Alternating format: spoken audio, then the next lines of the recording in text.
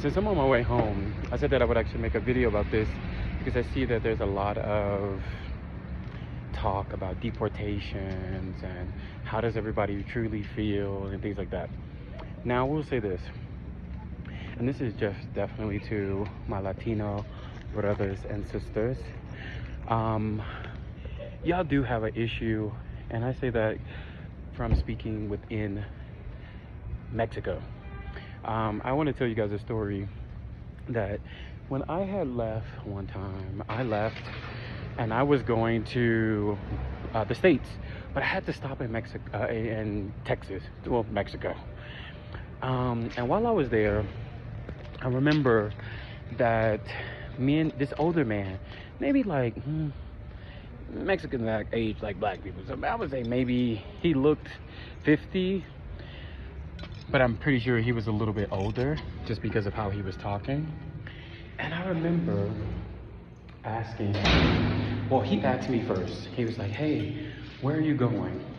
And I was like, I'm going to Mexico. I'm going back to Mexico.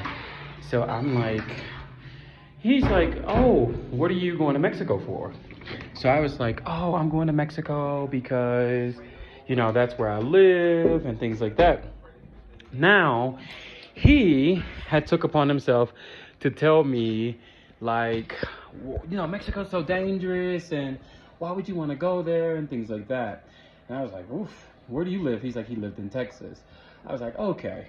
And what I've learned is an overwhelmingly amount of people that in some shape or form don't like Mexico, whether they're Mexican born or born in the States, that they think they're better than people that are actually born in the States. And for me, I've always learned, even from talking to my trainer. Now, if you guys have seen my trainer, he tattoos, things like that. And people even here, or they call them Whitexicans, treat him a little bit different, and that's just a problem within the Mexican community. So as far as like Latinos, I know Latinos, I've seen multiple people here change their nose, get surgeries for their nose, things like that.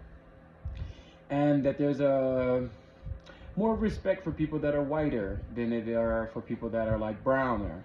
And I think that's the issue that's actually happening in the States, that you have a bunch of people that I would say have internal racism, or internalized racism, where they are Latino, but they don't want to identify with Latino. And that's kind of one of those things that I think people don't want to talk about. Even when it comes to Latinos that are like voted for Trump, I think for them, a lot of them don't get to see black people, and when they do, they see the negatives and things like that. And Funky Niva said today, like, one of the best ways to kind of bring people together is ban them against black people. And I think that goes for Latinos as well, especially for the Dominicans and Puerto Ricans, Puertorriqueños. They all don't want to be black. And I think for them, look at the statistics for who's married the most. It's a white man and a Latino woman. Like when you do interracial dating, most of them don't want to be associated with that because it has a negative connotation from their own countries on top of what they already view about America. So I think that's what a lot of people are dealing with right now, is that they believed the white was right and now they're being deported, which I don't think is right because white people stole the country.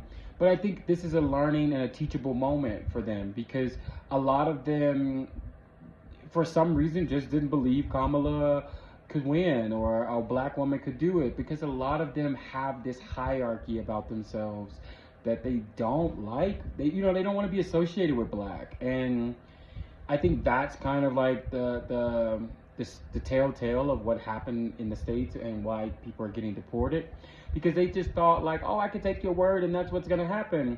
But in actuality, it was the complete opposite.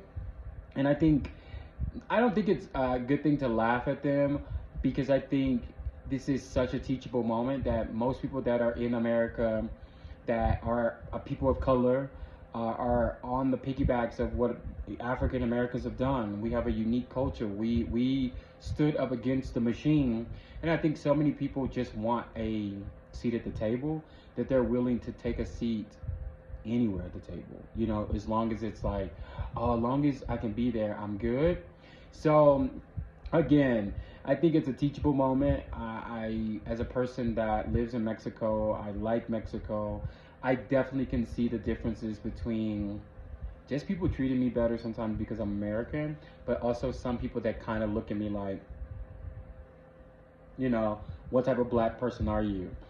And you can tell that they're a little standoffish because of that until they kind of they until innocent to prove it guilty, like I told you guys last video. So again, I'm not surprised. None of it surprises me, but this is definitely something that we should talk about.